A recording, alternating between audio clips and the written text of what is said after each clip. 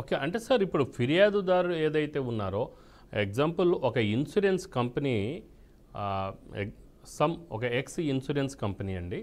ఒక రూ. 1,00,000 కట్టండి పర్ యానం. మీరు ఒక 5 ఇయర్స్ కట్టిన తర్వాత ఒక మా ఒక 10 ఏళ్ల తర్వాత అంటే 5 ఇయర్స్ ప్లస్ 10 ఇయర్స్ అంటే 15th ఇయర్‌లో మీకు ఒక మొత్తం ఇస్తాము. అదొక దాదాపు మీకు ఒక 20 లాక్స్ వస్తదని చెప్పేసి అంటారు. 20 లాక్స్ ప్లస్ ఇంకేదైనా కంటిన్యూటీ అంటే చనిపోయేంత వరకు కూడా లేదు అంటే 60 ఏళ్ల తర్వాత పెన్షన్ కూడా వస్తుందని కూడా చెప్తారు కొన్ని కంపెనీస్.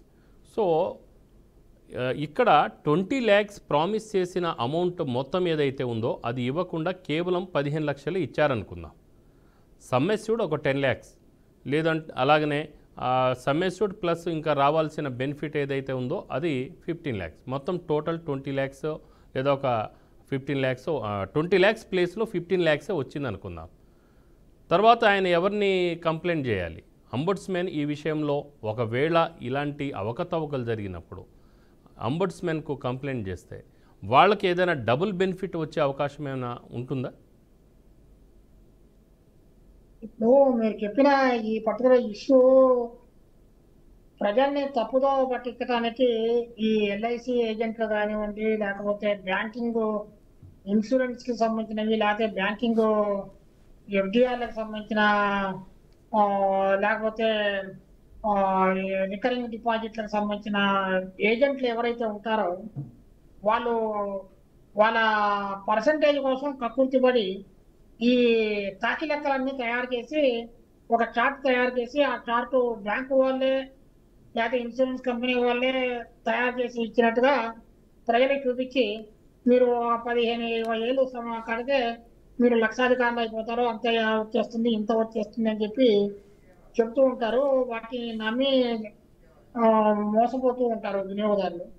కానీ మనం ఇటువంటి లెక్కలు చూపించినప్పుడు ఖచ్చితంగా మనం ఏ బ్యాంకు కానీ ఇన్సూరెన్స్ కంపెనీ కానీ మీకు ఇన్ని సంవత్సరాలు కడితే ఇంత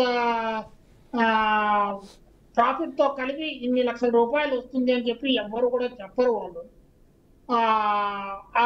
ఒకవేళ పైన చెప్పినా కానీ అడుగున సబ్జెక్ట్ కండిషన్స్ అని చెప్పి 1,00,000 ఆబ్జెక్షన్స్ పెడతారు.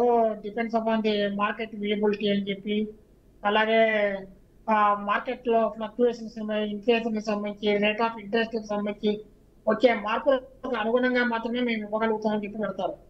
కాబట్టి అటువంటి మోసపూరిత మాటలు విని మనం తీసుకున్న తర్వాత కంప్లైంట్ ఇచ్చినా కానీ ఉపయోగం ఉండదు. ఎందుకంటే చట్ట పరిధిలో ఆ పర్టికులర్ బ్యాంక్ కానీ ఇన్సూరెన్స్ కంపెనీ కానీ అది హామీ ఇచ్చి ఉంటుంది కాబట్టి మధ్యలో ఈ దళారులు చేసే మోసాలకి మనం పోలీస్ స్టేషన్లో కంప్లైంట్ ఇవ్వచ్చు. అలా వాళ్ళ దగ్గర ఏమైనా రిటర్న్ గా మనం కనుక తీసుకుని ఉంటే దాని మీద చీటింగ్ కేసు మనం పోలీస్ స్టేషన్లో ఇవ్వచ్చు. కానీ అంబుడ్స్మెన్స్ దగ్గర ఇది స్టాండ్ కాదు, మనం కంప్లైంట్ ఇచ్చారు. కాబట్టి వినియోగదారులు మొట్టమొదట జాయిన్ అయ్యే ముందు బ్యాంక్ కానీ ఇన్సూరెన్స్ కంపెనీ కానీ అథెంటికేటెడ్ గా ఇస్తుందా లేదా ఈ ఇన్ఫర్మేషన్ అనేది ఒకసారి ఇన్ఫర్మేషన్ ప్రాపర్ గా కలెక్ట్ చేసుకున్న తర్వాత మాత్రమే జాయిన్ అవ్వాలి. ఈ ఏజెంట్స్ మీద డిపెండ్ కాకూడదు.